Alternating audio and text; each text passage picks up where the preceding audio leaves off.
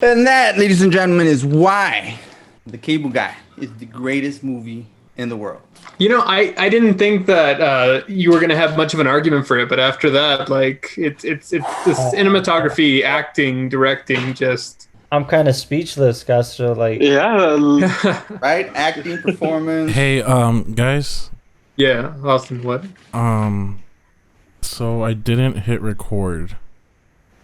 oh man. Wait, that was like our longest episode. That was 3 Yeah. hours. Yeah, I just realized I took like a nap in the middle, and I guess I wasn't checking in. So Austin, I will fucking tackle you and stab you in the fucking knee, dude. So should Wait, we what about just, the Jim Carrey cameo?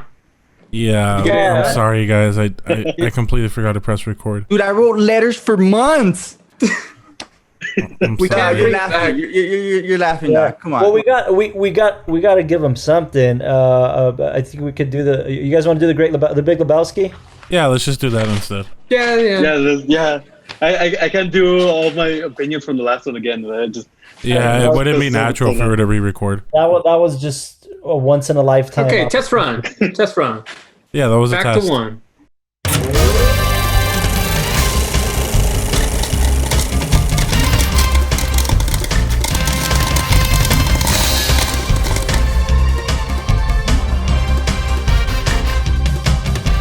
And welcome back. Get started. to WatchTower Podcast, the new podcast brought to you by Tower Productions' new podcast network, the Towercast Network. Thank you for coming back, fellow cinema lovers, fellow cinema watchers. Glad to have everybody back. I'd like to introduce my people here on the cast with me today. My fellow co-host who's probably pissed about the Cable Guy episode, It John happens. Castro.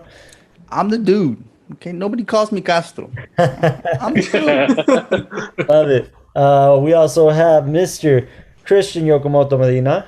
Yokomoto. Well, hello. Mr. Michael De La O. Hello again. There he is. Classy. Howdy. Yeah. And last but not least, we also have making sure we're sounding great in the background there, Mr. Austin Young. Look at this computer, man. Damn. I know. Purple. Build. What's the theme you said copycat? you were going for? What's the theme? Red and purple. And also featuring from jailhouse number 343. I know you got Yeah, Carlos Carlos over here. Lozano. We got a new setting, a new background. It's just a new background, man. He's still in his room. This is yeah. Temporary background. I had to do the episode over here. We're getting some stuff done to our new place that we're moving into. So AKA, he got kicked. He got kicked out to the next room. yeah, I got. No, thank you guys for joining us. We're doing an awesome film today, a favorite amongst a lot of people. This was John Eric's suggestion. Well, second. Well, yeah. Round 2 suggestion. Round 2 suggestion.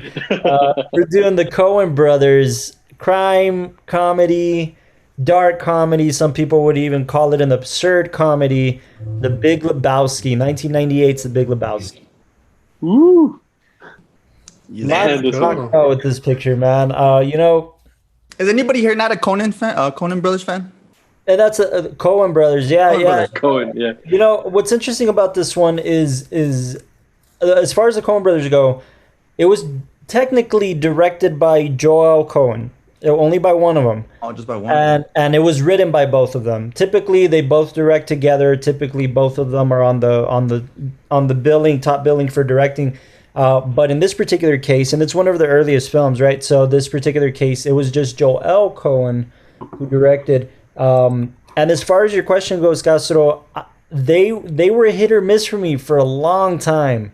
For a long time, the Coen brothers were hit or miss for me. Well, you know, The Big Lebowski was actually a big flop when it first came out.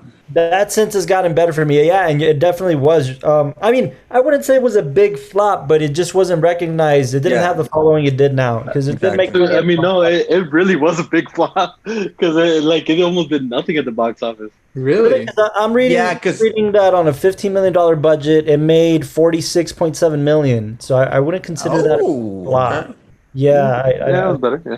I They kind just said of. it started becoming a cult classic after like 9/11 once people started like going into like the politics and seeing the film for like the politics side. Here's the thing. I mean, the as far as the cast goes, I mean, they all of them already had a big following. You had Jeff Bridges, who was already popular in the game. John Goodman. What's interesting about John Goodman is he had just come out of Roseanne. This was 1998. Roseanne ended in 97. Really? Oh wow. Yeah, so he had just come off of that. And that, obviously, I'm talking before the reboot because they recently rebooted Roseanne, and then it got canceled again because she made some public comments. But we have Julianne Moore in it too, and Julianne Moore, she's one of my favorite actresses, like in our generation.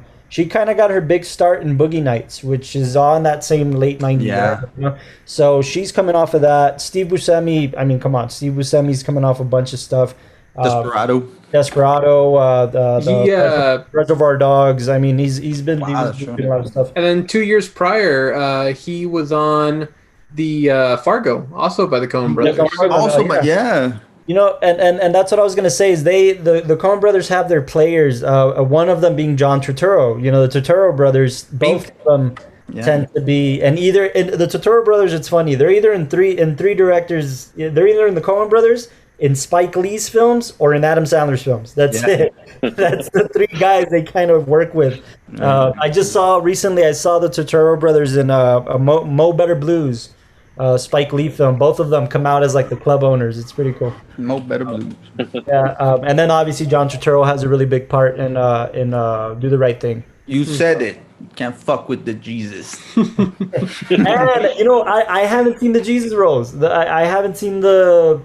I haven't seen it either. No, me neither, dude. I haven't. You know, If I'm correct, he directed it, right? John Turturro directed. No way. Yeah, I think he wrote and directed it, if I'm not mistaken. Wow.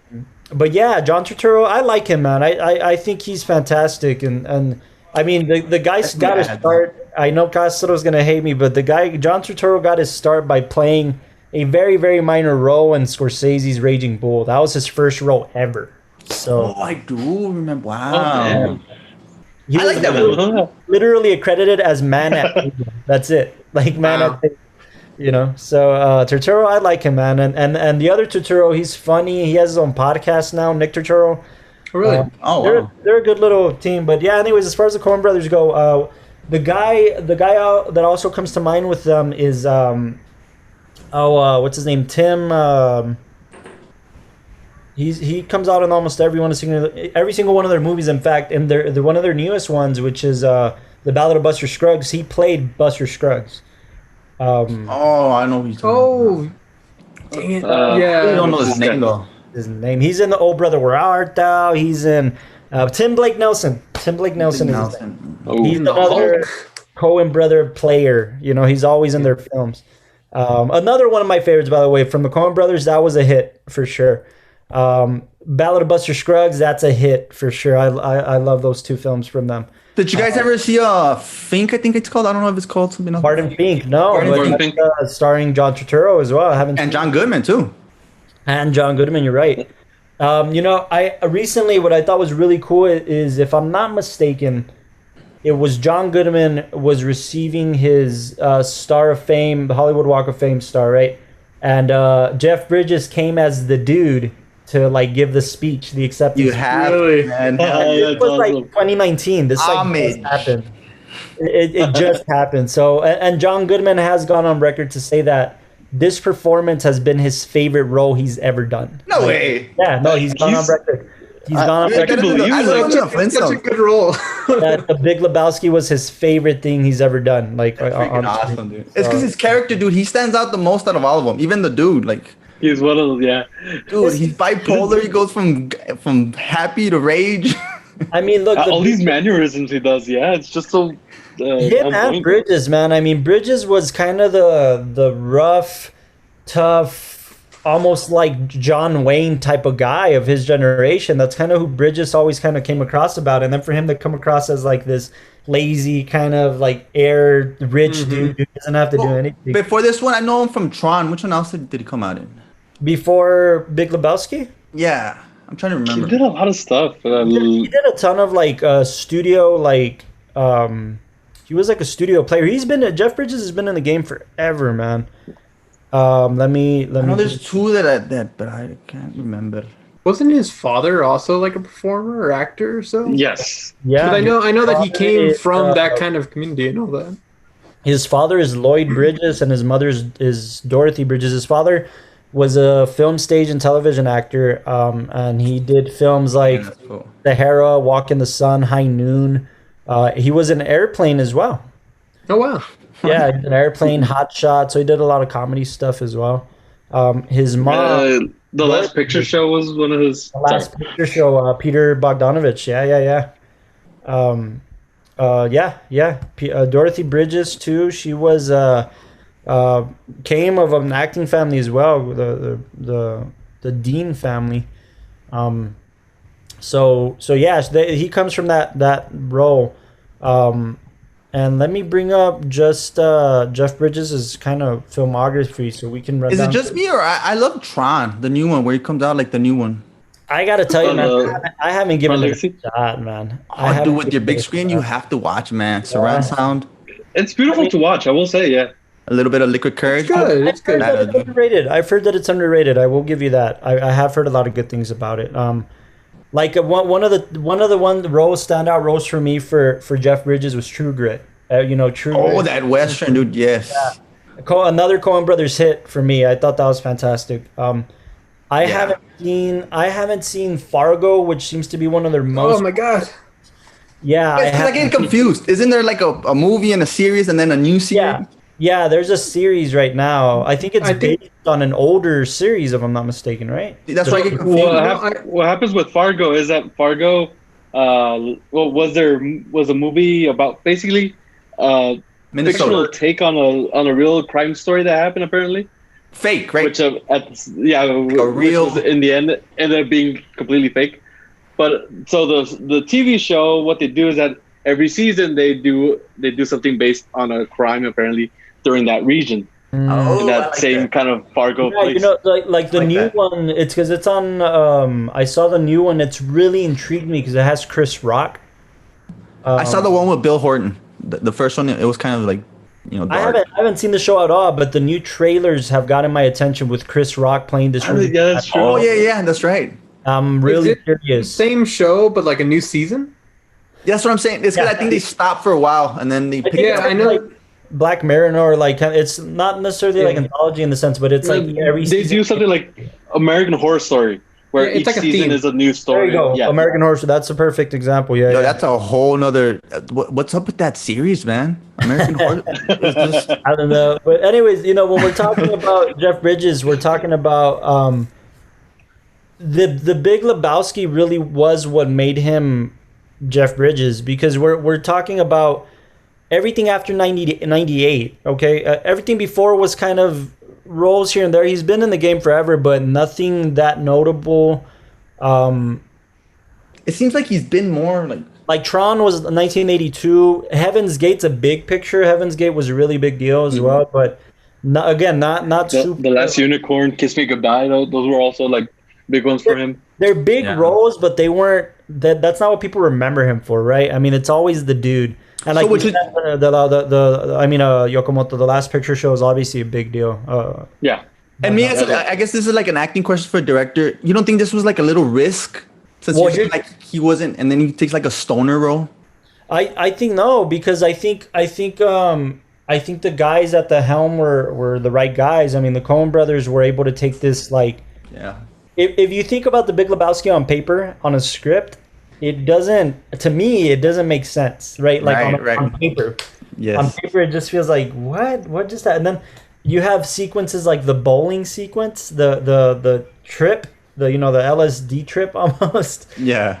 and it doesn't on paper doesn't make sense, but for some reason it just works. And like I feel like a lot of the Coen brothers films, if you look at them, they're really odd to kind of pinpoint because you don't feel this flow of a story like you would traditionally feel with like other films. Yeah. So they can take these obscure things like an assortment of Western like stories and films, or like if you ever do look at Fargo or A Serious Man, they don't they don't flow traditionally. You know, I think the Coen brothers can, to your point, Dalal, I think the Coen brothers have proven, and this is why I say I can't talk smack about them, because though they're hit or miss for me, because some stuff I've seen, I'm like, other stuff I've seen is like, that was amazing.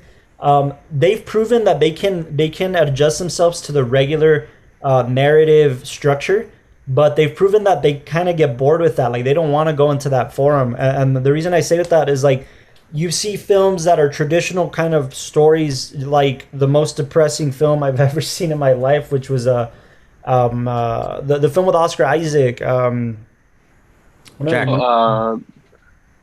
I cried with Inside Jack. Llewyn Davis. Inside Llewyn Davis. Yeah. It depressed the hell out of me, dude. It's the most depressing film I have ever seen. It was terrific. Don't get me wrong. It was a great film, but it's a traditional kind of narrative structured film. Then you see films like Hail Caesar, and I gave it a rewatch, and I loved it the second time around. And you're like, oh, that's what they're trying to do. Like, they're really breaking the form in that sense and taking these characters. Like, what's cool about Hail Caesar, I read an article recently that a film reviewer was like, he talks smack about musicals and kind of goes into his thing about why he hates La La Land. Oh. And he's like, La La Land is just trying to mimic this and that, and he praises the little excerpt of Hail Caesar and says the Coen brothers did a better job paying homage to the classic Hollywood musical in that little piece of Hail Caesar than La La Land did in its whole film. And I kind of understood what he was saying, the way that little piece was shot with Channing Tatum. I kind of understood that. Charming Potato. Yeah. Charming, yeah. So yeah, I understand. I think I understand where the Coen brothers are coming from, man. Like, what they're trying to do. And in the Big Lebowski, that's why I think the Big Lebowski is ahead of its time a little bit. Just a lot of its comedy, a lot of its approach to things. Well, I like that the main story is not really the main story. Like, what do you guys think the main story is? Is it the peeing on the rug, or is it finding the Well, I mean, if we take a Life kind or of a whatever. tradition, because the whole thing about this is that it's basically a character being thrown in this whole like larger scheme. Based because of a Where rug? he doesn't even belong, but he's there. I was reading that. Mistaken identity was it? I was reading that, like, because the one of the big questions. I don't know if you guys asked yourself this question, but one of the big questions that everybody asks themselves is, what does he do for a living? How does he make his money? Oh, like, yeah. Right. That's the whole, like, He how gets does residuals, no? I think. so what? He's a Kramer, man. He's a Kramer from Coen, Seinfeld, he's dude. a Kramer, yeah. He gets back. What the Coen brothers, I think it was Joao, it was revealed that he was the heir of the inventor of the Rubik's Cube. And that's, like, official. What? Yeah, like, How do they explain that? that's official. Go to IMDb, go and visit it. But in an early draft of the script, the dude's source of income was revealed. He was an heir to the inventor of the Rubik's Cube, which would have also made him Hungarian in turn. So it was Joel Coen's idea to drop this, kind of just hint at it, and then never say, like, exactly what it is. Okay, because they asked for the what do you call it? The property manager comes in and asks for the rent. So I mean, I think that's part of his character being lazy, not part of him not having money. and that's You why know? he's the director. That's true. I think that's Because he goes bowling consistently, and then, like, he can go out and eat and just do whatever he wants. Like, just whatever he wants, and clearly it doesn't work, you know. And he's really not obsessed about keeping the money like John Goodman Walter is. So that's true. Right. And then he's the dude. He's laid back. He doesn't have to worry about anything. And it's like a rich kid grows up with money. They don't have to worry about everything, right? Which is the principal philosophy of dudism. Dudism. The religion of dudism. Another fun fact about this script or about Jeff Bridges was that a lot of the wardrobe that Jeff Bridges wore was his. oh, really? The flip flops. You guys know the flip flops. Yeah. Those are, like, he still wears them till this day. Like, those Really? were his. So Oh, my God. they just brought a lot of those sensibilities that Jeff Bridges was just wanting to have a little more fun in his roles. It's pretty funny. But anyways, I think we also got to talk about the great Sam Elliott and the small Right. Yeah. fantastic Underrated part he right there. plays in this entire script. Also, fun As a fact. narrator. Also, Yeah. fun fact. they just replaced Adam West and Family Guy with Sam Elliott. With Sam Elliott, no way. Oh, yeah. Oh, that's a nice little passing of the torch. I mean, I don't know if it's gonna be the mayor or somebody else, but yeah, he's gonna be passing the. away. Really? That's a good- Interesting. I love Sam Elliott. If you guys don't know this, by the way, Sam Elliott has a His big voice. history here in El Paso. Really? Yeah, Sam Elliott's mom went to UTEP. Oh wow. Yeah, and Where was he born? He wasn't born here somewhere. No, he was born in Idaho. I want to say New Mexico or something like that. Oh, okay. So that makes a little bit. He I don't know what part El Paso played in the film. Portland, Oregon, but In this one? the low, or No, wait. It's because you brought up Portland, Oregon. Okay, I was bringing up the fact that there's a film, The Man Who Killed Bigfoot and Hitler, yeah. Oh, and that one premiered here at the Plaza. Yeah, in El Paso, and he came in and did a whole what is it He was called? here. Him and his wife were here. They're really nice. We were at that film festival. Really? Yeah, Austin and Eric and I. That's where we met Lucky McGee and all these other filmmakers that are really cool and local now. But Sam Elliott, like, he did an interview. That's why I know about the El Paso thing. He did an interview with this guy, good friend of ours, Chuck Horak. He's interviewed us for his UTEP show called On Film. And so shout out to On Film. Listen in on Saturdays. It's like a 15-minute program where all they talk about is cinema on KTEP 88.5 here in El Paso. And we've been on the show a couple of times just to promote different tower things. And Chuck's had us on. He's been really. Chuck is awesome. Shout out. Shout out to Chuck because Chuck is awesome. And like he's a film critic. He's like an official registered film critic, and he goes to the Critics' Choice Awards every year. Like he's part of that world, so he really he really knows people. His Facebook picture, I'm so jealous, man. His Facebook profile picture is a picture of him and Martin Scorsese in Cicavia Studios. I'm not even lying. So shout out to Chuck. But Chuck interviewed Sam Elliott when he was in town, and he was asking him like, "Hey, you were like, you have history here in El Paso," and Sam Elliott like teared up because he was like, "Yeah, man, like it's a special place in my heart because my mom went to UTEP, so." While I was walking through the campus, it just reminded me of all the stories she would tell me. She would bring us and stuff like that. So he has some history here in El Paso through his mom being a UTEP student. I did not know that. And this was obviously back before it was UTEP, right? It was Texas Western College and stuff. So, so just a lot of cool little Sam Elliott's got some history here. Pretty cool. That's pretty interesting. But yeah, what was his role in the film? What was he? Just a casual bowler? I don't know, man. No, he was a narrator. Yeah, I know, but he's still in the film, like, you know. A lot of people like to say that he's like an unofficial God character. That's what I was thinking. Yeah, like he's kind of like planning all of this according to like almost like for the dude to learn a lesson. Okay. So like he's kind of like he knew everything that was gonna happen, and he almost like if in every scene he comes out in beginning, middle, end, he's almost the voice of reason for the dude.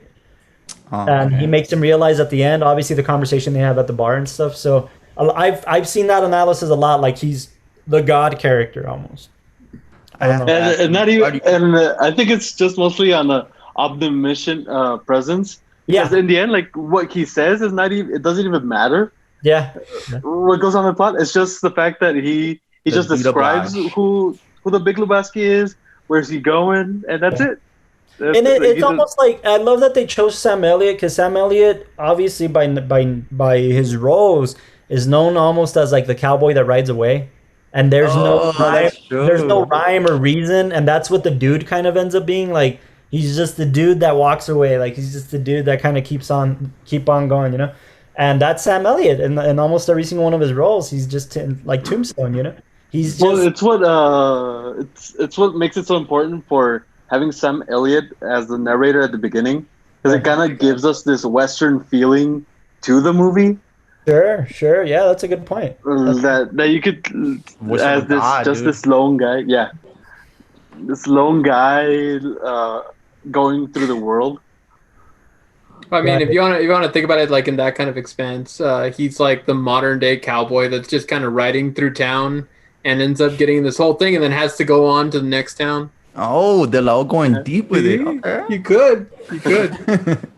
There's I agree with that. The Coen brothers, maybe that's why they're so good at westerns. True Grit's awesome. The Ballad of Buster Scruggs is awesome. They totally pull that off if they wanted to. I mean, it's good. I can't even like. What did you guys think of Donnie? Fuck. Shut up, Donnie. Support Donnie, man. Life did not stop and start at your disposal. I think, oddly enough, he's like one of my favorite characters, just because every time he comes in, he's trying to keep cool with everybody, you know. You know, he's that one friend in every group that like comes in just a minute too late and can't get on the track, and it's just. Are you not listening to the story, Don? What's wrong with Walter, dude? I mean, and you could say like with Walter. I don't know. I think that's just like those sensibilities that only Steve Buscemi can bring. You know, like it's. But it's funny that like you don't know what's going on, like why he's like that, and that towards the end, you know, he had heart complications, so he was just trying to keep like. Cool. He's trying to keep it cool and stuff. Yeah. That's cool. It's a good character. I mean, these are when we talk about we're all script writers, right? We've all written a script at one point in our lives, and we love doing that. And when we think about originality and character. This script is original to the T, man. Like you can't replicate these characters. John Goodman's quotes, dude. So many quotes. And just like it's I don't want to call it a screwball comedy. I can get you a toe, dude. Shit, I can get you a toe by 3:00 this afternoon. Nail polish. The characters are almost by their nature they're screwball or slapstick in a very serious world. Mm-hmm. You know, in a very dramatic, serious world, like, and it's. I think that the Big Lebowski opened doors for films like The Hangover, where there's a very serious situation going on, but these slapstick, almost like screwball characters are just that's what making us laugh is like their demise almost. You know, I'm finishing my coffee. I'm not going anywhere. Hey, speaking of coffee, we got to talk about the Russian, the White Russian, the White Russian. That's become so popular because of this film. That's true. It's like patented, if I'm not mistaken. Like there's a brand out there of the dude. Have you guys tried the White Russian? Have you guys familiar with it? Yeah. It's actually one of my favorite drinks. No, it's like very like it's like a winter drink. Yeah, I don't know. It's Kahlua, vodka, and cream. And it could be milk or something else. The White Russian. But yeah, basically, I will say when I watched this movie was in high school, and so obviously I still at that point I still had no reference of alcohol. Right. But once I started once I started drinking, I do remember for this one and the old fashioned. Being like those drinks to come up, those top tier that you had to try one day, right? Like I had to try it because I heard it all the time with Big Lebowski. It popular and the old fashioned. So much. It was like, I mean, I don't know, man. I don't know what it is about the Coen brothers. Whether you like them or not, you have to throw them into that conversation of like, if you watch a film of theirs.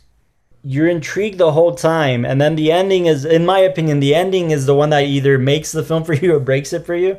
Yeah. I think the first film I was ever exposed to was Oh Brother, Where Art Thou? And Oh Brother. There's sensibilities like I never saw George Clooney be a character that I cared about. I always just saw George Clooney as a movie star. And when you see him, and Oh Brother, Where Art Thou? Like you start caring about this jailbird that wants to do good, you know, and it's one of those things when cares about his brothers, the Turturro and Tim Blake Nelson, and I don't know, they kind of do that with characters, and I think the Big Lebowski's kind of accredited to that, like too, like you don't really care about this world, but you care about the dude, and then the dude becomes your favorite guy, and the dude becomes the guy you're rooting for. I don't know what it is, man, but you're intrigued the whole time. The cinematography is beautiful. Oh, you know who else comes out? Phillip Seymour Hoffman, dude. Oh yeah, wow. And one of his best roles. Rest in peace, bro. Yeah, not doing heroin though. He was one of the best. I mean, look, he was another one of those guys that in the late 90s was really at his peak, and came out White Chocolate, dude. That's where I remember. Along King Polly. Boogie Nights. He came out in Boogie Nights. Boogie Nights, dude. And I listened to this podcast from Justin Long. I don't know if you guys know Justin Long. Oh yeah. He's a great actor. He comes out a lot. That can make a porno, dude. He's the gay guy. Yeah, he's that guy. He's so fucking hilarious. He has a cameo, dude. You guys know what cameo is? Yeah. He has a cameo, and he says that the most requests he gets is for that character. Dude, it's because even in the footage that they use, he can't say it. Saint Randy or something. I forget what his name is, but anyways, Justin Long has a podcast called Life is Short with Justin Long.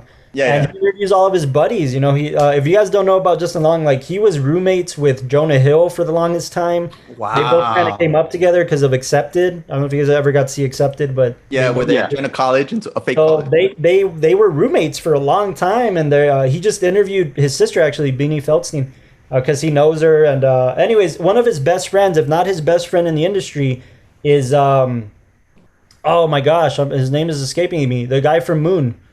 Sam Rockwell? Guy Pearce? Sam Rockwell. Sam Rockwell. Sam Rockwell. So him and Justin Long are like best friends, but Sam Rockwell and Phillip Seymour Hoffman were like really, really stupid close. Wow. And Justin Long tells this really cool story about how like Sam was obviously coming off of the success of Moon, and him and Justin Long never was like this big movie star. He was just like this really popular kind of B like the best friend in movies, yeah. Yeah, and he says, "Hey man, we're going out. I'm coming with Phil." And he's like, "What do you mean, Phil?" He's like, "Yeah, Phil Hoffman." And like Justin Long got starstruck, and he was like, "Wait, we're hanging out with Phil Hoffman?" And then they hung out that night, went to bars, had some drinks, stuff you dream of, dude. And like they became really close friends up until his death. So it's just a really endearing story about just who Phil Seymour Hoffman is and stuff like that, or who he was, right? And yeah, every role he was in, man. I mean, if you guys saw Capote, he was amazing. Capote, man. I remember his last couple of films. He dove into him. He did a little role on the Hunger Games, and he did a few roles before he passed. I think he was in the middle of shooting, if I'm not the Hunger Games. Yeah, I think they were right before the. It was a Carrie Fisher final situation. Yeah. They kind of finished it without him, type of deal, right? Mm-hmm. I think he barely finished his stuff. Oh, okay. Okay. Because they found him in his hotel room, if I'm not mistaken, right, or something like that. I think so. I don't remember. And then we also got to talk about the other superstar, Tara Reid, before she went crazy. Did you just say Tara Reid? Yeah. I forgot she was in this. She had those botched boob job and just never got another role. Played Bunny. That's right. I forgot about her. The ransom. That's her. That's true. It's so weird, huh? I remember because that's from the 90s. You know, she was big. You know who? Yeah, you're right, Costa, because everybody was coming off of American Pie. You know, and American Pie was obviously big in the late 90s, mid 90s, and it's still a big franchise. But Tara Reid and I'm thinking of the Sam Mendes movie too. American Beauty is the other girl, American Pie, and she obviously hit it very big because of that particular film. I forgot about that. But it's all the American Pie guys kind of coming off of that. The guy that looks like Keanu Reeves too. He did pretty well for himself. Is that something we could say? Is that this movie is kind of like a picture of what the 90s were in a lot of cases? Well, I mean, that's why, like, it starts off at the very beginning, like, he's from the early 90s, and there's not much to be said after that. Maybe it's just that he resembles, like, that era. Another thing to keep in mind is, like, what's very interesting about this film that I find interesting, Gaston and I all the time are talking about stoner comedies, because we're those are some of our guilty pleasure comedies, like kind of like 90s, 2000s. Like, I mean like How High and Friday, and we're always talking about Half Baked and stuff like that, these stoner comedies. What I think is interesting about The Big Lebowski is it's revered among stoner comedy fans, but it's also revered amongst just cinema fans. Yeah, because it's got more. Yeah, it's got more than just it being a stoner. It is deeper. It is a deeper movie, yeah. But it is by definition like a stoner film, you know? Another interesting thing I think it was really cool is that I'm weird in the sense that I really love Hollywood films, and I love films that take place in Hollywood and take place in LA.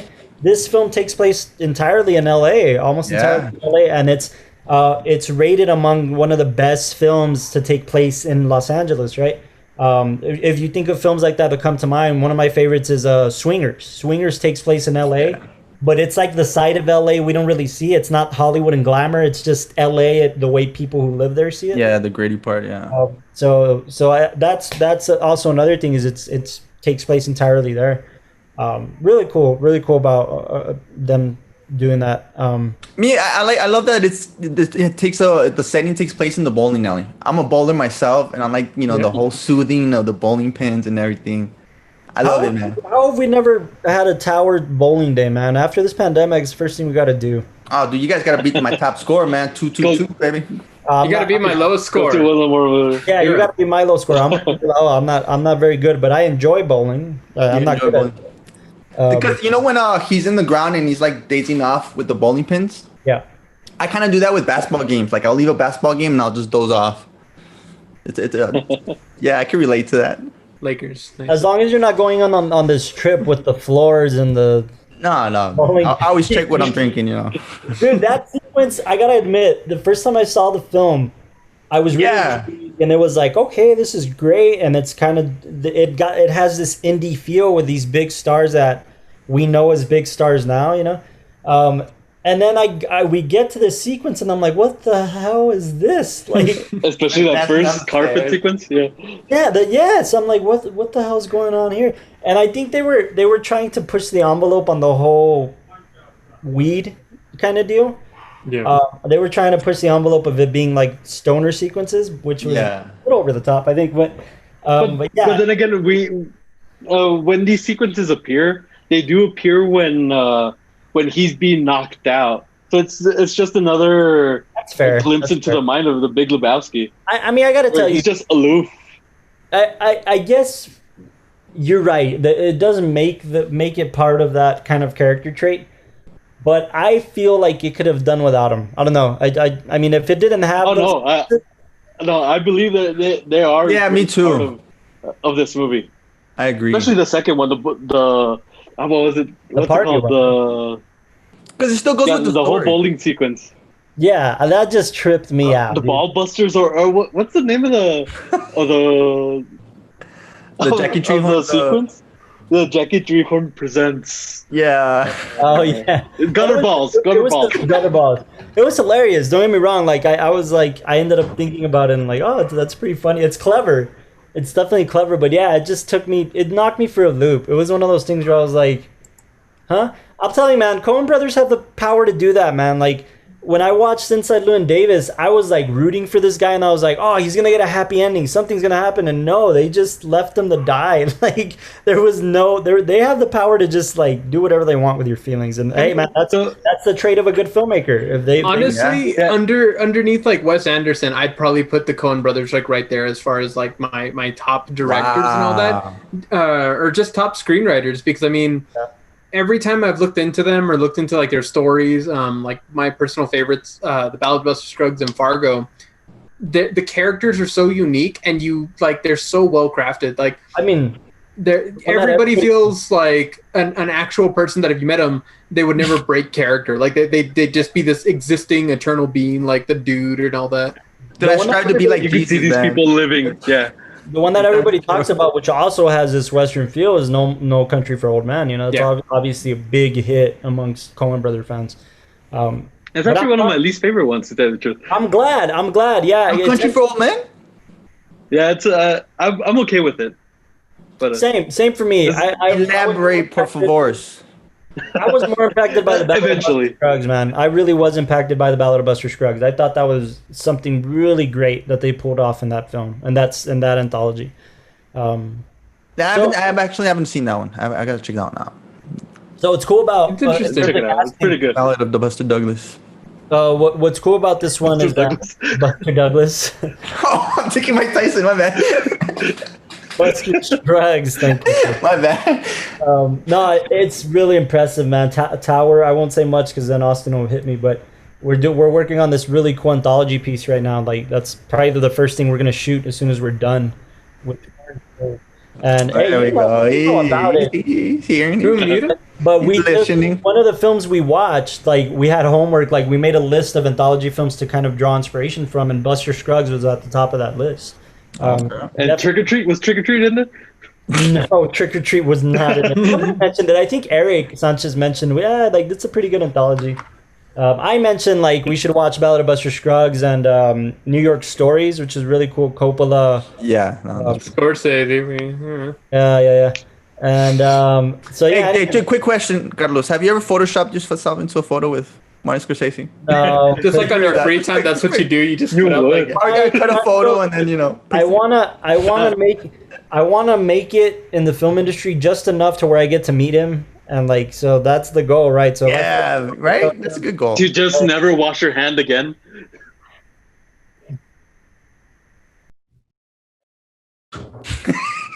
Have you paid somebody, man? Make it look as legit as possible, because I want to put it as my profile pic. No. Anyway, so getting back to kind of the in terms of the casting for Big Lebowski, according to the Coen brothers, they wrote the script with these guys in mind, like Jeff Bridges, John Goodman, Steve Buscemi, and Sam Elliott. Wow. They were written nice. with hopefully like that was their first choice. It was written with them in mind. And when you do that And no wonder it feels so natural, yeah.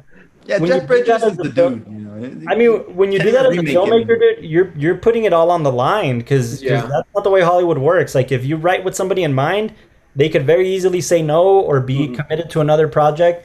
But I think they had the juice of Fargo. This was the film right after Fargo, and obviously Fargo was a big hit. And Frances McDormand, man, she's very impressive as an actress. If you've seen her in anything, 3 Billboards Outside Ebbing, Missouri. I was rewatching it the other day. Sam Rockwell too, dude. That one. Amazing, yeah. Sam Rockwell in that film is amazing. It's a great picture. But Frances McDormand kind of rolled her bones with Fargo. That was her big big hit. Oh you know? yeah, I've heard about that. So yeah, but to I guess they had the juice from Fargo to be like, we're writing it with these guys in mind, and hopefully they say yes, type of deal. And Which at the time it kind of hurt this movie because a lot of the critical reception for the Big Lebowski at that time was kind of like, well, this is their kind of like not that good as Fargo and stuff like that, and that was a big kind of hindrance for them. Yeah. But do you think like Fargo, just because of the whole, I guess at the very beginning putting this is based on a true story, but it never really being based off anything, and that all that kind of sparking up afterwards, and how like big that situation got, then Fargo got like higher up there? Because I mean, I can see people watching Fargo and thinking like, well, that was entertaining, but that wasn't like the best movie I've ever seen, you know? I kind of felt like that with No Country for Old Men, to be honest with you. I thought it was a great picture, but I wasn't like, oh, this was the best. Like the way people describe it to me, it wasn't. Yeah. what happened with Fargo is that it still hit that indie boom in the 90s, where a lot of these directors were coming up like with these very like Nice. indie darlings, and I know so about that. and it hit with a lot of people. Fargo was actually I wonder- bigger critical reception at that time. I wonder if the Coen brothers, that's what their aim was. I've always said this about Wes Anderson. Wes Anderson, to me, has this very like classic indie kind of like feel, and the Coen brothers have that, but they make $100 million pictures, you know. And I can appreciate when somebody can pull that off. Like the money doesn't take off their originality. So I don't know. Agree with that, Delo? Yeah, I'll take that. You'll take that? Okay. Yeah, I mean, it's really sad that, you know, every time I hear Wes Anderson making a film and then there's a bunch of people that don't go watch it and it's just like, oh, it was one of those things that came out.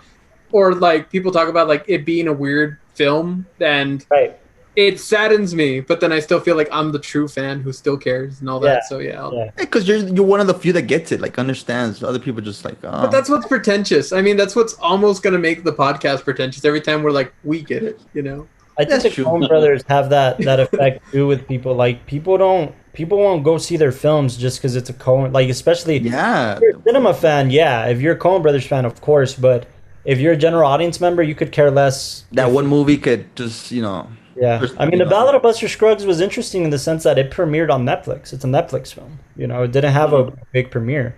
And it's my favorite of theirs, personally. Yeah. My favorite. So Really, that much? Okay. I enjoyed it so much, man. I thought it was my favorite is Big Lebowski, but I mean, the Big Lebowski. Obviously, I know, Castro. I know you're a big fan of it, and I know it's probably your favorite of them. But I don't know, man. I think the approach to storytelling in Buster Scruggs. Maybe we just have to do an episode on that film because I really. we could also what makes the Coen brothers so good is for me and like why although I really like the storytelling of the Coen brothers, but at the same time, I don't like all of their movies.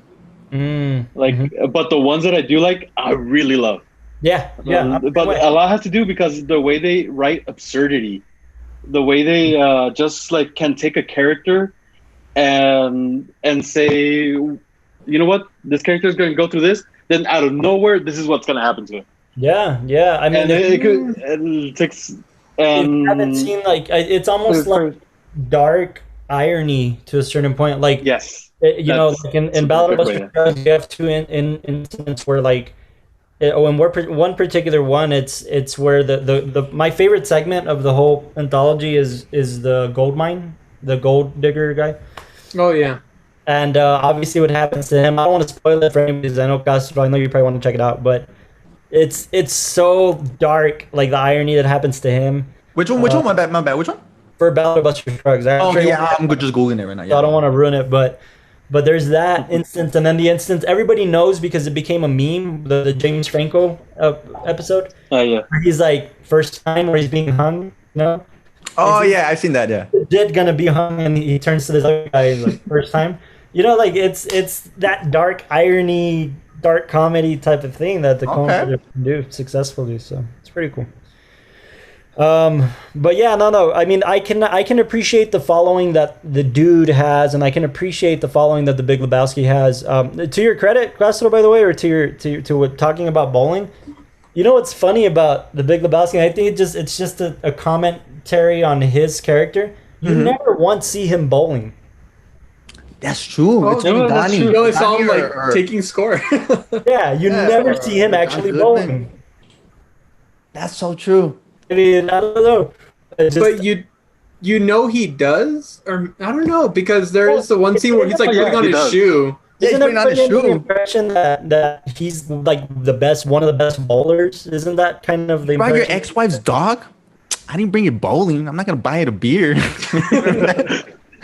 I didn't rent shoes. Yeah.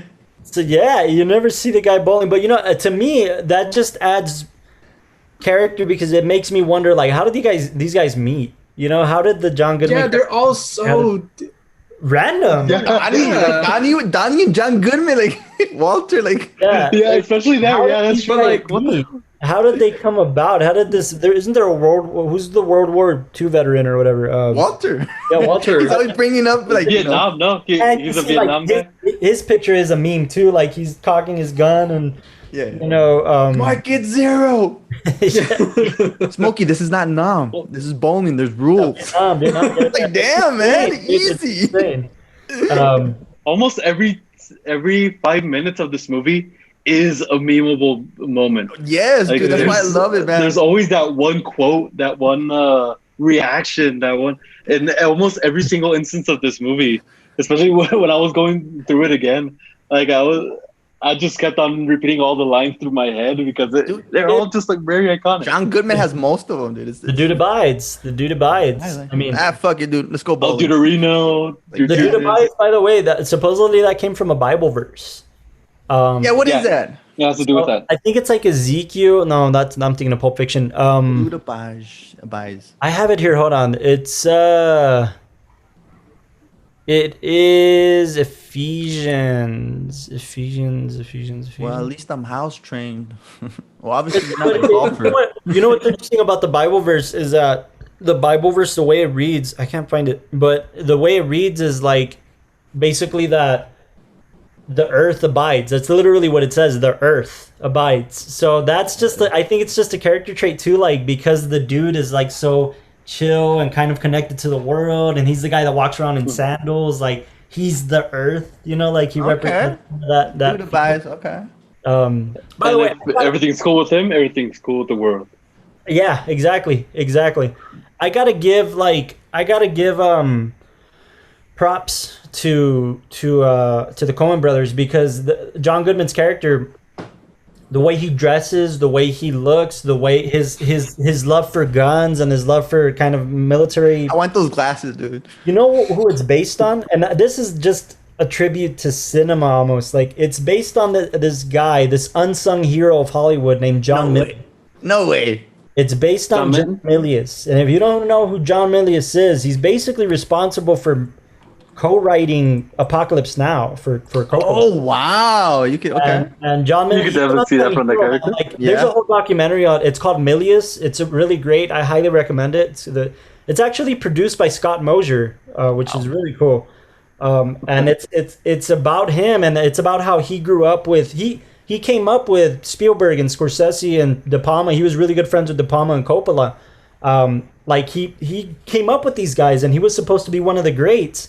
And then he became overly political. Number one, he was a right wing, like he wrote right wing type of stuff, right? Almost like Michael Mann type of deal. Like kind of went into that world, and or not Michael Mann. What's the guy that does the conspiracy films? Michael Moore. Michael Moore. So he kind of went into that world, and he's even in Entourage. They make fun of him because Drama buys a bunch of guns because Vince has a stalker. So he like comes with a bunch of guns to the house, and then Vince is like, "Where'd you get all those?" And he's like, "Oh, John Milius was having a garage sale." Oh shit! Like, Finally get the reference now. Like a gun nut. He was a gun fanatic.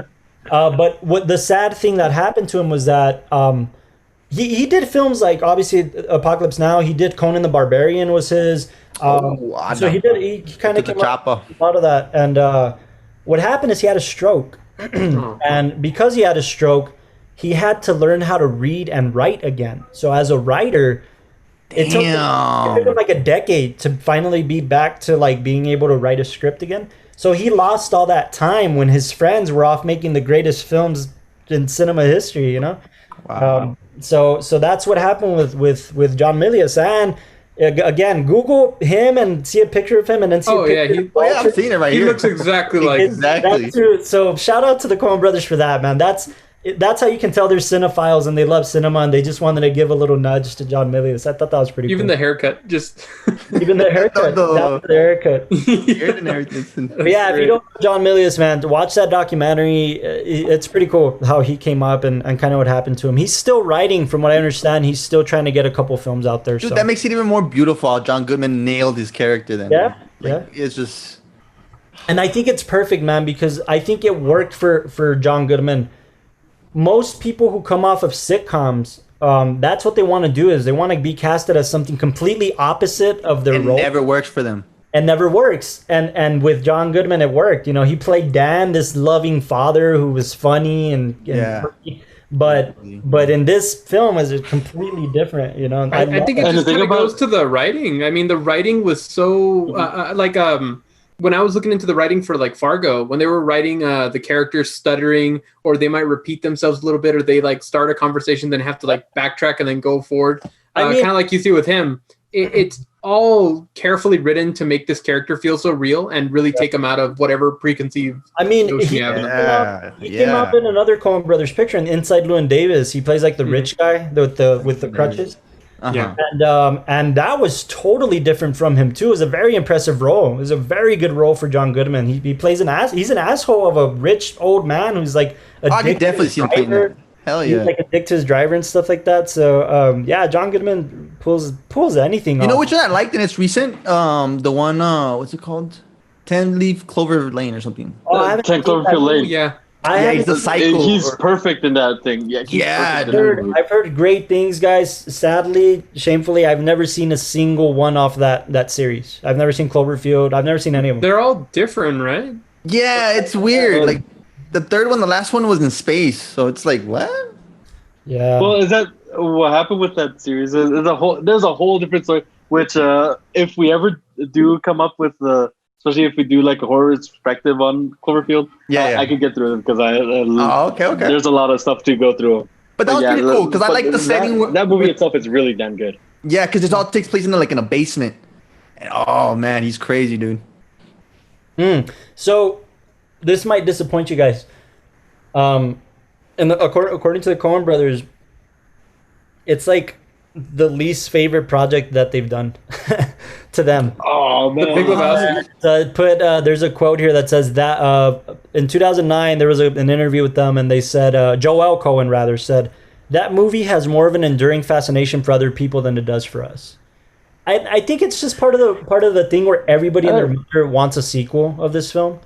And the Coen brothers were just like, no, dude, we're not gonna do a sequel. Like, just let it go. But the reason that the Jesus roles kind of came about is because Turturro felt that his character needed more screen time. Yes, he did. Bugging like the Coen brothers, like, hey, come on, let's do it. Who licks a bowling ball, dude?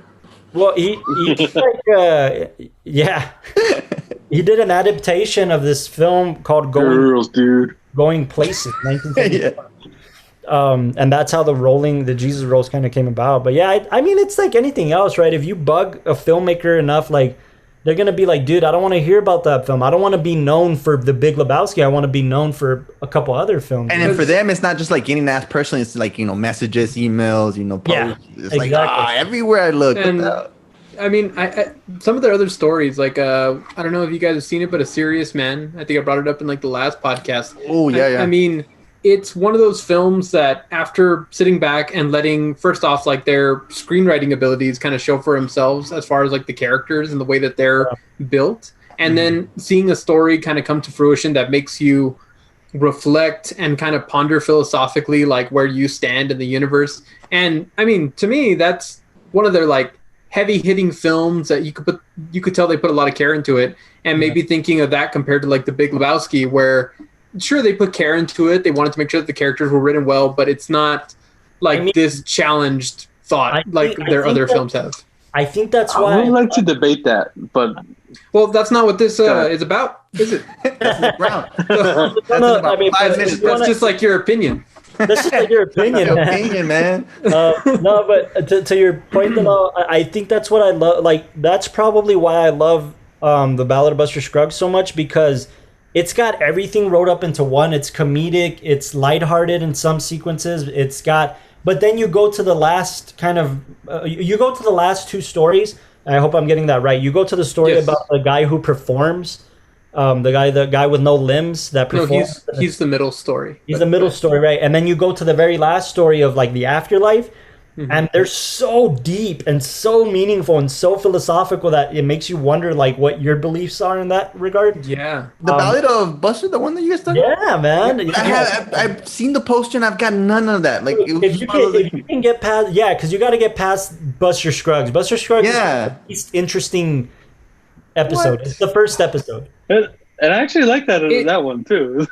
I mean, I just never got past the post. It's great, but for me, it's like the least. Like, if I put them in order, for me, it's like the Goldmine one, then the one with the limb without the limbs, and then it's the last one, the Afterlife one, and then the James Franco one, the bank robbing one, and then last it's the Ballad of Buster Scruggs, like the actual. Wait, what about the Train Wagon? Oh, the Train Wagon was great. I'd put that somewhere in the middle. The dog. Damn you guys! I'm gonna have to watch this shit, dude. It's definitely one of those that if you watch it at first, you're gonna be kind of like, so I just gonna get an hour and a half of this, and then once you get past the first story, then everything else is different, and everything. That's what I was gonna say. If you can get past the Ballad of Buster Scruggs, the initial, and it's great. It's not a bad episode. It's really good. I think the Ballad of Buster Scruggs, that first episode, it's supposed to be like this embodiment of all things Western. It's because the fact that I know it's part of it being an absurd comedy thing, but just the sequence of him in the sky, it's just like, come on. Really? It's just supposed to be this embodiment of like all things everybody thinks of as Western. It's a guy with a hat who's like a legend and can shoot out anybody. Like, it's all the good old sheriff. Yeah. I gotta get past that. Like that. But as long as you can get past it's not even getting past it. It's just the fact that it is an absurd comedy. And they do some decisions in that first story. They're like, where the fuck does this come from? Yes, yeah. Once you get out of that, like, once you're like, I think it's just, but it's okay because, like, you see the Big Lebowski. It's kind of like what the bowling sequence does, the trip sequence. Right. Like, it's kind of what that does. It just kind of knocks you. It stuns you, and then after that, like, everything else feels right. You know. Yeah. Okay. Like, I think if you watch any of the stories out of place and didn't start with like Buster Scruggs, I think you'd kind of. Maybe you'd miss the feelings you're supposed to get with the rest. You won't regret it, Castro. You won't regret watching. No, I'll start with the first. I'll start with It's on Netflix, dude. It's a movie, so it's kind of like it's a movie. You press play. I didn't mean to call them episodes. It's like that's what I was thinking now. Okay. It's like an anthology movie. It's an anthology, yeah. Okay. Yeah. I will say it is fun to kind of like, because we're talking in this like broad terms to not spoil anything, and just seeing Eric's reactions, kind of like piecing everything together, and which is really interesting. I kind of want to watch it again. But I thought it was episodes. That's what I was thinking. So, isn't it weird that like we started this conversation talking about the Big Lebowski, and we've gotten so many random directions, just like the Big Lebowski? It's nice. I like kind of like the Big Lebowski. We're talking about that's what happens when you talk about this film, you know. Getting back to the Big Lebowski, and before we get into, because we're getting pretty close to getting into the Tower Crown. Before we get into the Tower Crown, Delao, I want to ask you, and I want to see if you can discuss. I mean, this was Roger Deakins. Roger Deakins did cinematography. You know, I don't know if you can talk a bit about that and what your thoughts were on his. I mean, Roger Deakins is a chameleon of a cinematographer, man. Like, this is 1998.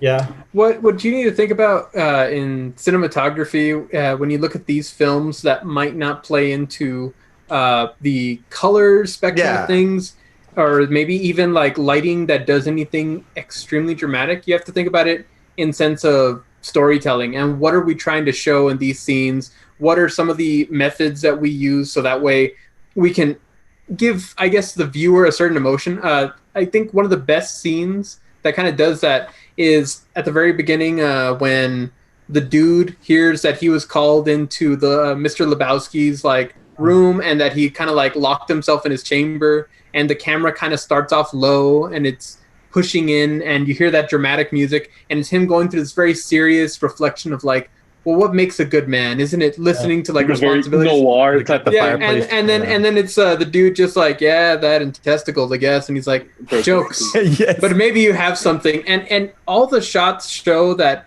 he's using traditional methods to show people of power, people of high respect, people who are trying to like I don't know how to describe it perfectly, but basically he's emphasizing those things and showing just how out of place the dude is. So I mean, and if I'm not mistaken, too, you know, he kind of became their go-to guy. You know, like he did this, he did "Oh Brother, Where Art Thou?" He did, The Man Who Wasn't There. He did No Country for Old Men. He was kind of their go-to guy in terms of cinematography. He became their guy. I remember watching this doc where he talks about the coloring of "Oh Brother, Where Art Thou?" and how that particular film, it was the first time, if I'm not mistaken, they shot in digital, and because they shot in digital, they were able to color the film in a DI, right, in a room basically where they could mess with every single color in that film, and that's why that "Bro Brother Where Art Thou?" man is some of the best cinematography I've seen. It's a beautiful picture, and "Oh Brother Where Art Thou?" was right after Big Lebowski. Big Lebowski obviously has its feel and its grain and its grittiness because of the story, and then right after they jump into this beautiful cinematic kind of picture with "Oh Brother Where Art Thou?" So, and it became the poster child for Final Cut Pro at that time. Yeah. I mean, just all these digital tools of being able to cut digitally and being able to color digitally. It was that time, man. I mean, "Oh Brother, Where Art Thou?" was 2000 on the nose. You know, it was right at that break. Roger Deakins, man, like he just won an Oscar for crying out loud. Yeah. Just won an Oscar for 1917, and rightfully so. He's amazing. I for the first time in ever, I saw Blade Runner. The first one? The first one. And I had never seen it before. I saw it late last year or something like that. I had never seen it before. And we get into obviously Blade Runner 2049, and the cinematography, that's Roger Deakins too, and it's impressive, man. Just look how much of a chameleon this guy is. It's insane. It's the difference between trying to just get a camera and film what's around and trying to think how the camera captures story. And I mean, you know, that there's a whole like lecture that could probably be gone on about like how to use the camera for that. And I mean, with the Big Lebowski, like every other film that you see of his, it's adapting to the situation that best tells the story, you know. He did he has his own podcast now, by the way. If you're a cinematographer and you love cinematography, check out his podcast. I'm subscribing to. Oh, you have? I thought you were subscribed to the law. It's pretty good, man. Like it takes you into like his origins for the first few episodes, and then now he's interviewing like fellow cinematographers and fellow filmmakers and stuff. It's a pretty good podcast. So I forget what it's called. cool. I think it's called like Team Deacons. Team Deacons. Yeah. Team Deacons. What the hell? I never heard of this. Yeah, it's been around for a few months. It's relatively new, but it's good. So check if you're a cinematography fan, and check that out because it's really good. Careful, man. There's a beverage. Anything else that you guys have about the Big Lebowski, guys? Anything you guys want to mention before we jump into the I could go on hours and hours about this movie, man. There's so much that can be dissected almost from minute one. Dude, all of John Goodman's scenes, dude. I can't believe you always talk about the war. And one could argue that if it wasn't for...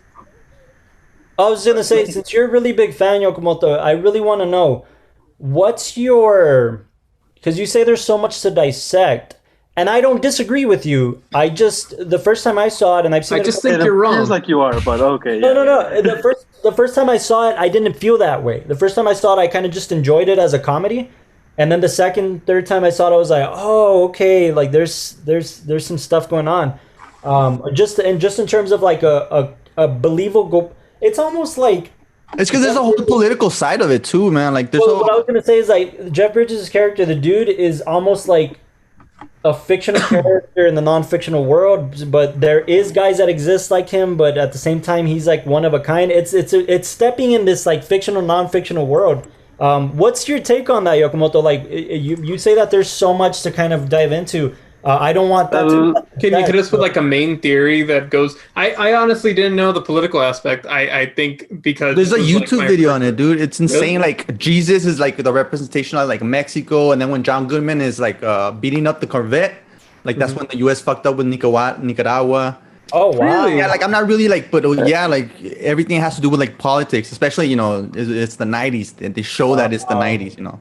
Oh my god, that makes John Goodman's character like and then so even deeper because then even the Big Lebowski, the guy with the wheelchair, he's Dick Cheney or something like that, or oh my god, he's the aggressor. He's the guy that's aggressive, you know. It goes into this deep, like, whoa, that's so true. Because honestly, you could have told me none of that, and I would have still thought it's a great film. The first time that I watched it, to tell you the truth, I just wrote it off like, okay, that was cute. And especially because when you go to the end, you're like, okay, so this all amounted to nothing, right? I mean, when I first saw that, that's pretty much what I thought. You fall in love with the character, not the story. You know, that's what I love. Eventually, then you start watching. Then on subsequent viewings, and as I grew older with this movie, I start. You start appreciating different. I go back to I start going back to what absurdity is, and especially once I fell in love with the concept of the absurd, because something that you just gotta, it's kind of like a point of view where in the end we all try to desperately find so much meaning in this stuff. Something happens for a reason, right? Everything has to happen for a reason. If we write a character, that character has to have a reason.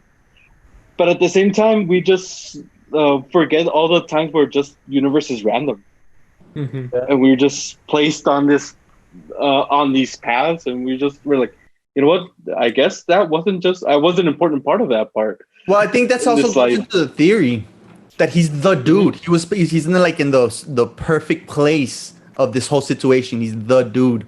He's involved in all these scenarios because he's, you know. Yeah, and the thing about him is that being that he's such a slacker, like he could just be bullying and drinking the White Russians, and he'd be good with his life.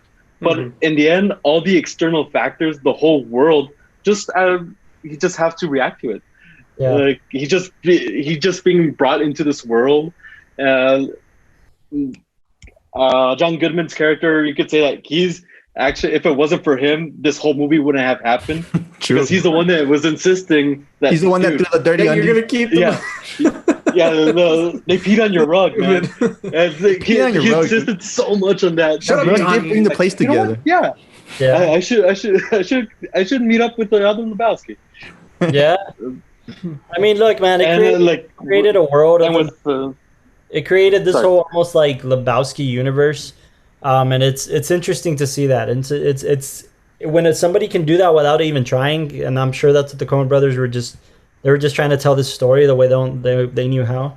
It's impressive, man. It's impressive when somebody can do that. So props to that. And at the same time, have some really good dick jokes throughout the whole thing. Hey, it's impressive. True. Cool. All right. Does anybody else have anything else for the Big Lebowski guys? Anything you guys?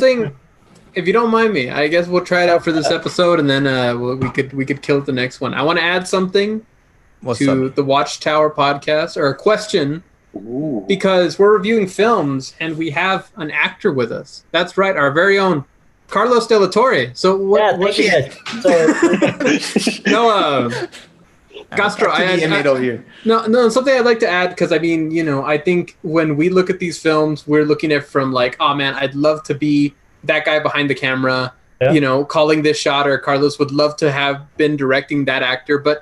Is there a role in the film you think, like, I would have loved to have been that role, or something you would have loved to have done for this film? Because I've always told Carlos, man, I love when it takes a setting in a place like the bowling alley. Mm-hmm. So, I love John Goodman's character. Like, I wish I would be John Goodman's character. Because, like Yokomoto said, without John Goodman's character, there wouldn't be a story. Yeah. I would love to be that guy.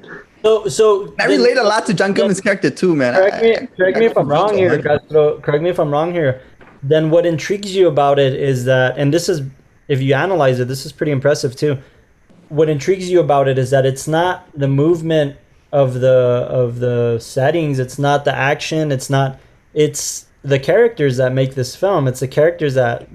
Yeah, that's why when you guys are talking about the camera moving and the lighting, I love it, but that's just not my lingo. My lingo is acting, That's what I want to get. I wanted to see now. I think for at least for the next film, I want to ask. My favorite films of Castro in terms of acting have been films like, obviously, What's Funny, and There's Still Time, where they take place really in one location or two locations, and you're intrigued with the character, you're not intrigued with the setting or with the it's just a nice little backdrop. And I think maybe that's it's a nice little backdrop where you can build a story around it, not the other way around, where the story builds the characters. I think that's pretty cool. I like that. Yeah, I guess going back to yours, I would love to be John Goodman's character, because I can relate to him, and then he's just that I guess he's that lovable character that also comes across as an asshole. Like, there's a quote, you're not wrong, you're just an asshole. Yeah. You know what I mean? So he's such a great character. I could see little Goodman in you.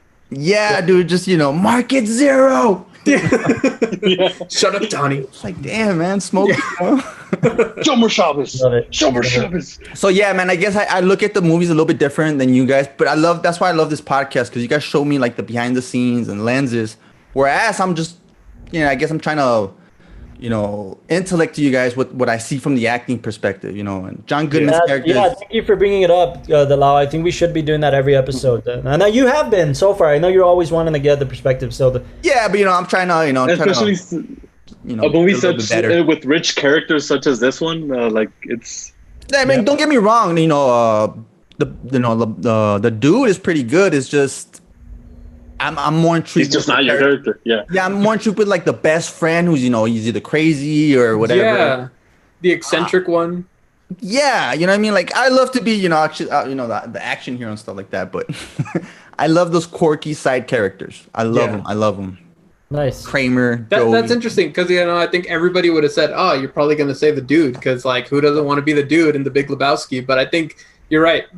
John Goodman's character does so much to the story.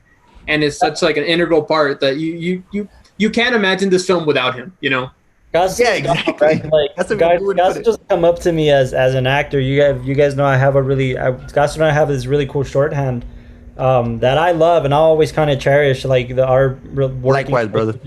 But Castro has come up to me and been like, "Hey, man, I kind of don't want to be the hero anymore. I kind of want to be the asshole. Like, I kind of want to be that. I want to, do a couple of those, Yeah, no, and that's just a testament to how you love these characters, and that's really cool, dude. I mean, that's admirable. And I love that, man. I love that you brought that up and you're trying to bring that up, man. It's a good little segment if you want. Yeah, so even if we pick films like Little Women, you're gonna have to choose a character. So just keep that in mind now. For sure. I love Little Women. Which reminds us, the next film, Sisterhood of the Traveling Pants, coming soon. And then after that, we're doing Mamma Mia. And, all right. Oh man. And then Dumb and Dumber. Cool. All right. I think it's about that time, Mr. Yokomoto. Oh, it's about that time.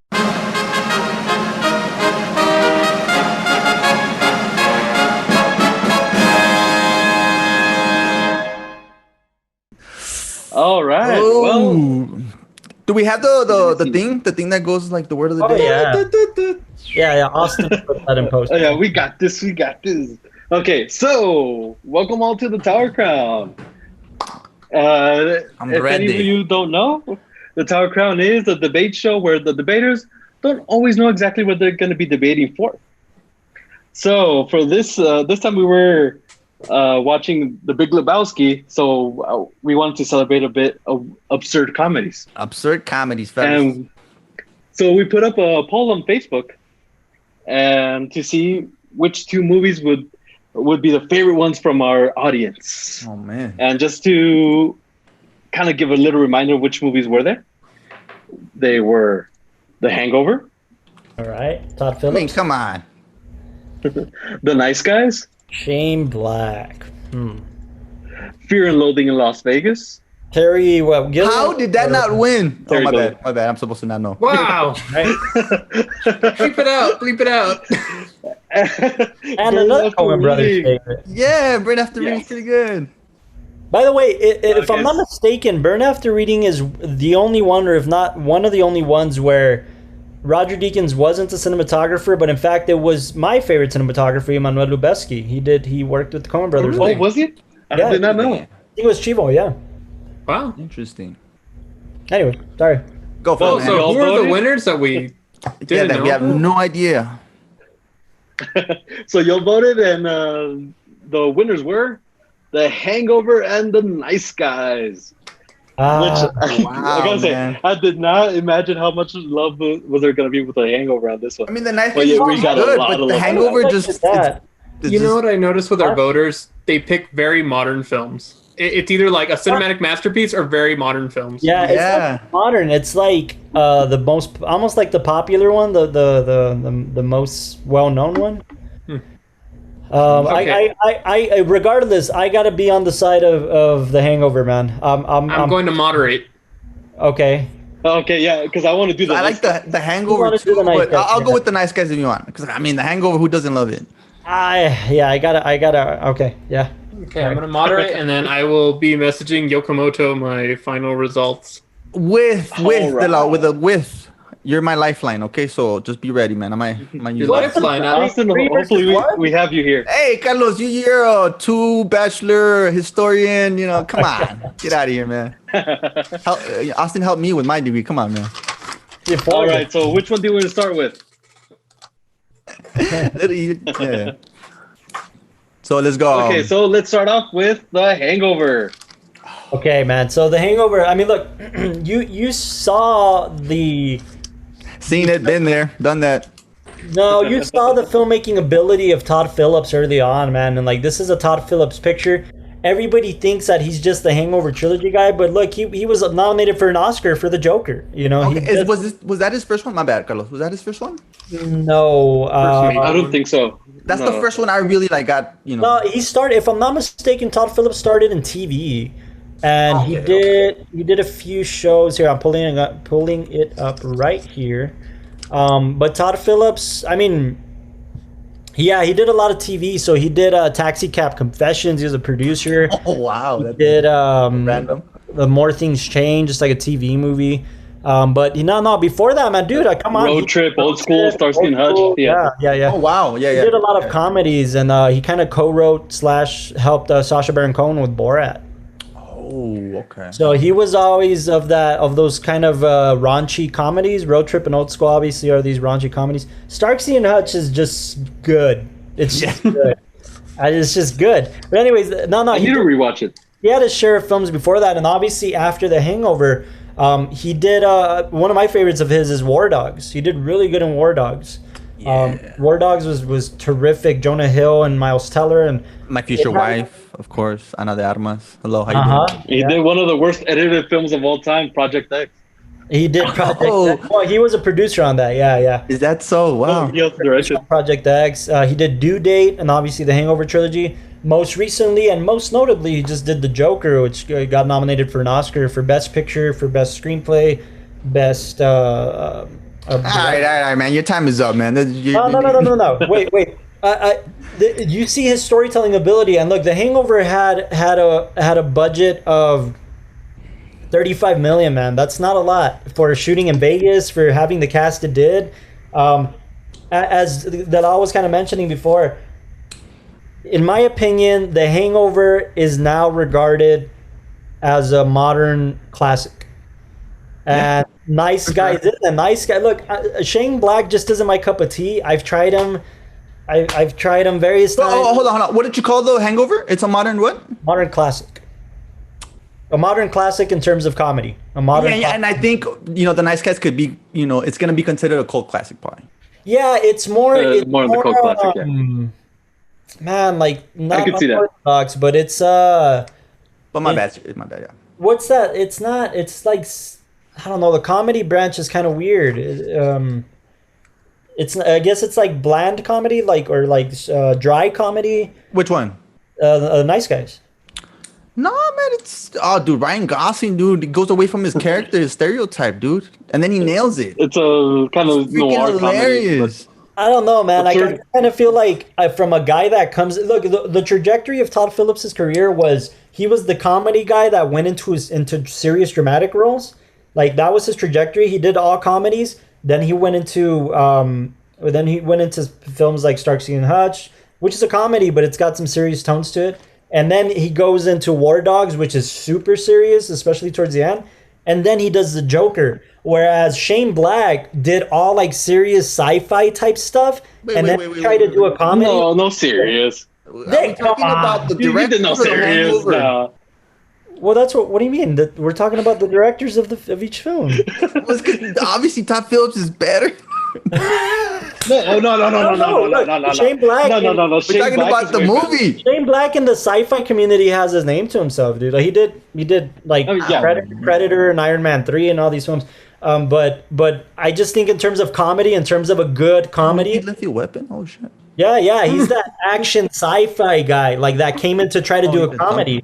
So it was way out of his element where Todd Phillips already had experience, and you can see that. Yeah, okay. You can see that The Hangover is. The casting was perfect in The Hangover, man. Perfect. I mean, Ed Helms and Bradley Cooper before he became serious Bradley Cooper. Like I was gonna ask you, Ed Helms too, before The Office? He did this. No, this was during The Office, if I'm not mistaken, or right after, or something like that. Yeah. Ed Helms. During. Yeah. Yeah, I think it was during. Yeah. I mean, Heather Graham to come back and play like the stripper wife, and Jeffrey Tambor's in this too. It's just great casting, man. Perfect. You know what thing I really like about this film too is how they is he missing a tooth? Yeah. Well, I like how and the cable guy he put something to like make it seem like he's losing a tooth. Oh, okay. I like that. Hey, Mike. Won you because it has a cable guy. Role is hilarious. Even Mike Tyson's role is hilarious in this. I mean. Oh yeah, and he was heavy into drugs. He's admitted like that role. He forgot he was gonna film that day. And you know what? The Hangover trilogy in of itself, it's actually a pretty good trilogy. Like it stands on its own. The second one is like a little weird. You go off to Taiwan and there's this whole deeper. Because they have to just top it, but yeah, it was pretty good. It was a pretty good trilogy. And diminishing quality in each movie. Zach Galifianakis' character is just the best comic. The worst, man. Well, yeah, but he's such. I mean, he becomes way too bad especially on the sequels. Like, I just hate him though. I hate him really. But he makes you laugh more than anybody else on screen, and he doesn't have to try that hard. Like, yeah. Alan's character is just insane. So yeah, I just think it's an overall better film. Definitely a better comedy. You can tell that the director's seasoned. You can tell that it's a good Vegas story. I mean, yeah. Vegas too. It's a good Vegas story. It's just, yeah, that's kind of where I'm at with The Hangover versus The Nice Guys. The Nice Guys, I had to try to watch it twice. The Nice Guys is cool. I love The Nice Guys. The Nice Guys. The first time I saw it, I couldn't get through it. Perfect comedy. Dude, it takes it back to the 1970s, and it's like your quirky comedy detective movie, man. And it's hard to pull that off. And then you got Russell It's exactly Crowe. What's up? Go ahead. No, and then you got Russell Crowe and Ryan Gosling was just a perfect mesh, man. You know, because I'm more into like the characters, man. I don't know about the director and his films and all this yada yada. You said. More into the the characters. Ryan Gosling is awesome in this one, dude. He's freaking hilarious because he is amazing. Boy. Yeah, like, usually the pretty boy doesn't work as the funny guy, and it's just it just. And then the story. I love the story where you know who Ryan Gosling's character reminds me of? Who? That Limu Emu guy from the commercials. Oh my god. You guys seen that? I know which one. It's a detective who works with an ostrich. Oh yes, yeah, for sure. I'm familiar with that. Even he has the same yellow shirt too, dude. Watch, I'm sharing my screen really quick. This is super. Oh, never mind. I'm not in charge. Never mind. Oh, anyways, yeah, the Limu Emu guy. That's not Sandra's like bank info this time. But the Nice Guys, though. Other than that, the Nice Guys, it's the definition of what a perfect comedy is. Every single line of dialogue is written so sharp. Every single line of dialogue, as well as with the Big Lebowski, it's just memorable. It's just like whenever I have a bad day, I put this on. Really? I don't care. It gives me the biggest ass smile. It's a good movie. I like so much stuff. There's so much stuff, like especially with Ryan Gosling's character, having him going through like all this tragedies. He's the worst cop ever, the worst detective ever. Yeah, he still solves the equation though. But the thing is that he's practically immortal. Okay, yeah. He's immortal because there's so much stuff that happens to him. He has this broken arm. He has he falls off from he falls from the roof and still lives. He cuts his hand when he breaks the window.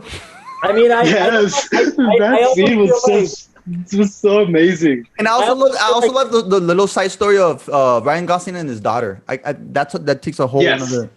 The daughter's just such a good character. Smart. She's like a smart daughter. And it's especially important because whenever you have these like child actors, sometimes it gets tricky, and especially if you're going to sell them as kind of being a bit more mature than what they should be. This actress, like, she sold it. She sold it as the one that, you know what, my dad is an alcoholic. I have to take care of him more than he should be taking care of me. Yeah. And she sells it, and it's perfect. And there's all these things. The chemistry between Russell Crowe and Ryan Gosling is just so perfect. Yeah, man. I mean, if you're talking about characters, dude, he knocked it out the park with his character, man. Like, he's coming off from, What are we talking about here? Are we talking about what's the best comedy? Are we talking about what's the best? I mean, because look, when we're talking about comedy, when we're talking about, I've got way more of laughs on a film like a buddy cop film like The Other Guys than I did off of Nice Guys. Dude, The Other Guys are pretty good too. No, I'm gonna debate that. I actually got way more on The Nice Guys. Oh, especially on situations.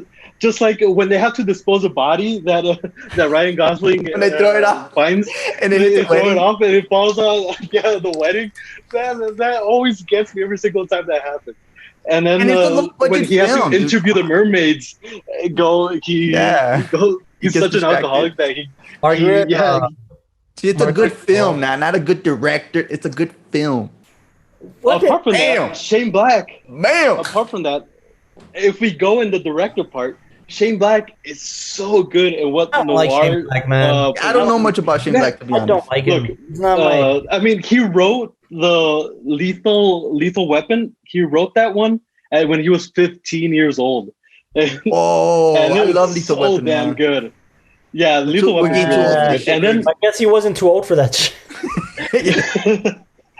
And then with Kiss Kiss Bang Bang, you could, which was his directorial debut.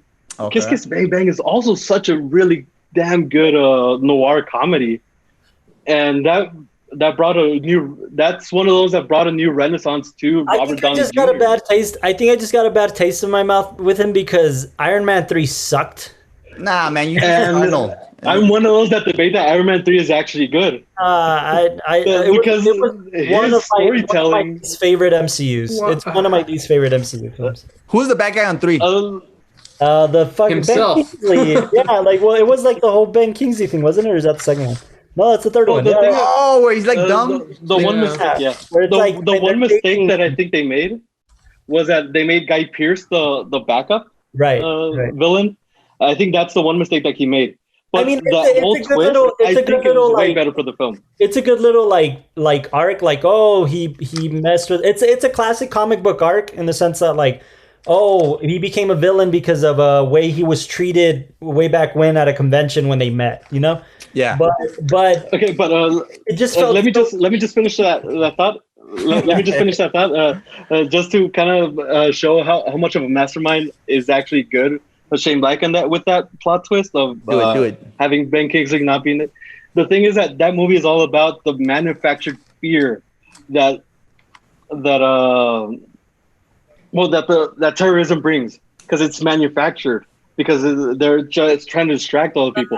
The fact that the real villain is not a real villain, it becomes a whole commentary on that it is a distraction. We program fear. That's not real. Iron Man we live it right now.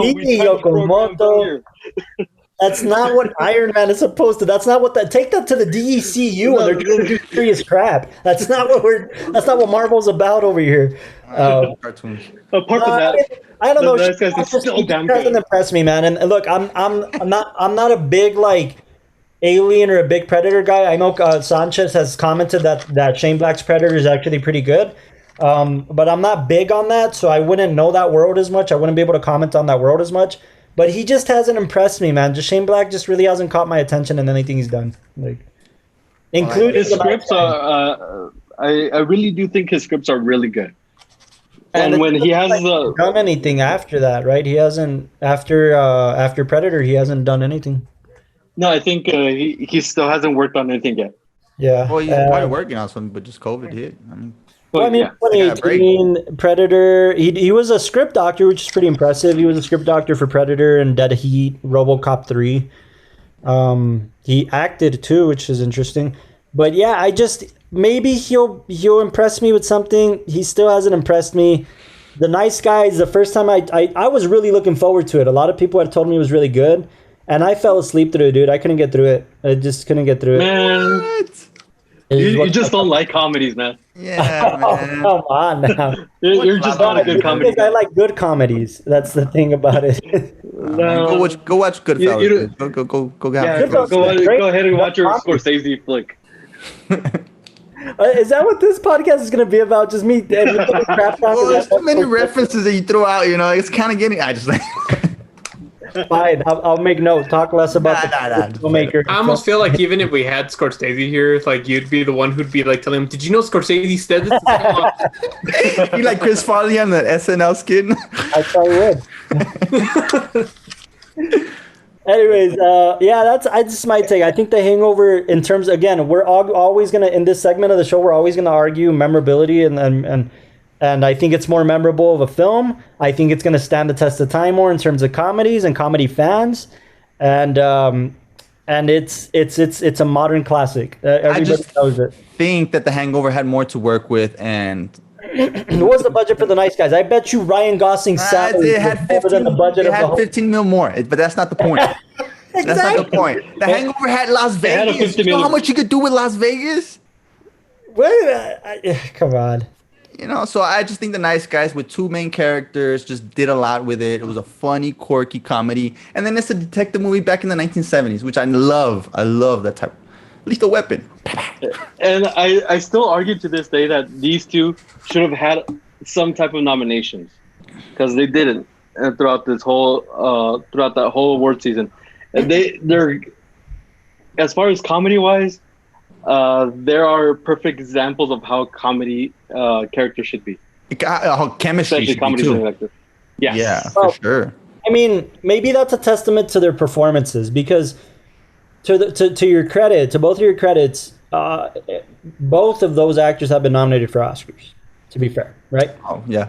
So to be fair, maybe that's a testament of their performance. So thank you for making my point, sir. Yeah. No, I mean, yeah, I would admit that. Like, I think in terms of their performances, I can't argue that. I think their performances might have been really well. I mean, in The Hangover, we have guys like Zach Galifianakis that can act. Like, Ooh, you have like a whole all-star team with them, man. And I mean, just like Bradley Cooper. Bradley Got Mr. Kim. been nominated for at least 2 Oscars with American Sniper and The Star is Born. A Star is Born. Oh yeah. So he's a great actor, obviously, and Ed Helm is just kind of the comedy guy. He hasn't really gotten out of that. Have you guys seen the new Vacation? It's actually pretty good. It's a good kind of completion to the National Lampoon series. It's pretty cool. Yeah. But anyways, yeah, I just think in terms of performances, maybe you got me there. Just because those 2 guys are really talented actors. And filmmaking, I mean, but I just don't want to about the filmmaking side of it. Hey, Delo, just to put it out there, man, it could be a split decision, all right? To me, the Nice Guys is just one big, long Limu Emu commercial. Yeah. That's what it sounds like. That's what it feels like. No. Man. Send me your All address, right. bro. I need to discuss some things with you. All right, Delo. Okay, the obvious winner is Iron Man 3. We got to give it up. I can't even debate that. So the low. You know what? Hold on. All right. Before we go on, Austin Young. No. Whatever. No. What's your take? Hangover. Fuck. Hey. That can't be used in court, you know. Wow. No. All right. This guy covered most of it, so. Let's see. Still having hope. Okay, so I already got the tally in. Are you guys ready? Are you ready, Carlos? And it's a split decision. All right, guys. Thank you. Because this is what's gonna be. Okay. I just don't want you sad, Carlos, whenever you find out. But He's the one that puts it too, so. And the Hangover take. I really wanted Yokomoto, you to just go and Google Iron Man 3 pictures really quick and then just insert it in. It's good now, man. The Hangover did change the game for comedy, man. It really did. It set the tone. It set the tone for modern comedies, really. Also, And it's such a unique script. My bad.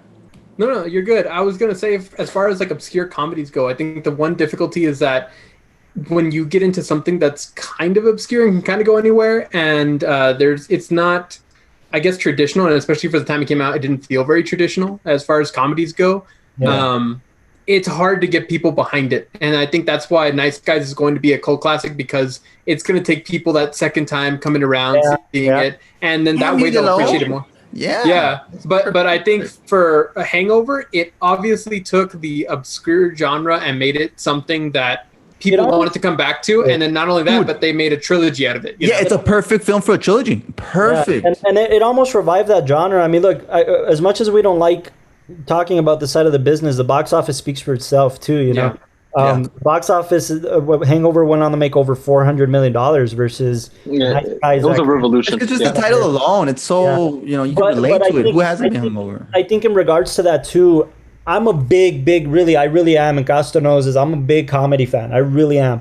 Thank God you didn't say Martin Scorsese, man. I was going to lose it. Well, him too. Thank you for bringing him up. I was waiting for somebody to name drop him so I could talk about I was about to. Anyways, The Hangover did, like, a lot of these comedies are guilty pleasures for me because they're not necessarily the most cinematic films, but they're just good comedies to watch. And, like, my guilty pleasures are, like, Adam Sandler films. Like, especially the old Adam Sandler films, and like even some of the new ones. Some of the new ones I'll sit and watch. Like, it's my guilty pleasures. But The Hangover revived that genre. Like, even like one of the films that, quote unquote, people probably make fun of me for liking is like Last Vegas. I don't know if you guys have seen it. Last Vegas? Last Vegas with Morgan Freeman and Michael Douglas. And I like it. I just like those types of films, and I think The Hangover set a standard for that grandpa movie. Yeah. Oh, I remember. Okay, yeah. Just almost like sit around and watch with your. Because they did like 2 of those. Almost like the bucket list. Almost like just kind of like these stories. I don't know. They just did something. And The Hangover, I accredit that to kind of kick off those types of comedies to come back and be popular again almost. I agree for sure. So definitely a good foundation film that I think allowed other films to follow that format and people not to disregard it as fast, you know? Yeah, that's true. That's a good point. And then like you said, man, it just took off Bradley Cooper's career, man. That guy, he's on my top 5 actors. What's interesting is him and Todd Phillips work together to this day. Like Todd Phillips was an executive producer on The Stars Born. He was the one that kind of like kickstarted stuff so that Bradley Cooper could make that film and direct it. Dude, And on the Joker, Bradley Cooper was a producer on the Joker. Oh, sure. So they help each other out. They help each other out. Yeah. He knew it was a gold mine for sure. Yeah. So cool. All right. Well, thank you, Delao, for choosing the best one. You know, I'm just a dude. You know, the dude's in, your dude's in. You know. Well, remember that's just like your opinion, dude. So yeah, you know. All right, guys. Well, the dude does not abide on this. Today was a great episode. We want to thank everybody for tuning in. And as always, if you guys have any suggestions or anything you'd like to talk about or any thoughts on this particular episode and the Big Lebowski and the Hangover and Nice Guys, please comment. If you're watching this on Facebook or YouTube, or if you're listening in on any major podcasting platform, we want to thank you guys for tuning in. Thank you for loving cinema. Remember to keep buying physical media and films, and I'm sorry that we couldn't get the cable guy episode working. We'll have to try again at some point. I don't know. Dude, I almost lost my voice with that. But no, thank you. Beautiful guys. speech. Hey, they're the glasses. They're the John Goodman glasses. I know. I want to thank my fellow co-host, John Eric Castro, Christian Yokomoto Medina, and Mr. Michael De La O. Thank you, Austin Young, for keeping us sounding good and looking good. Hell yeah. Thank you guys for tuning in. If you guys have anything else, guys. I love everybody, man. Stay tuned for next week. Yeah. When we talk about films. We're getting ready to gear up to do Halloween episodes, like kind of our October series. So if give us recommendations, suggestions, or stuff like that, shoot them our way, guys. Thank you guys for tuning in to the WatchTower podcast, and we will see you next time.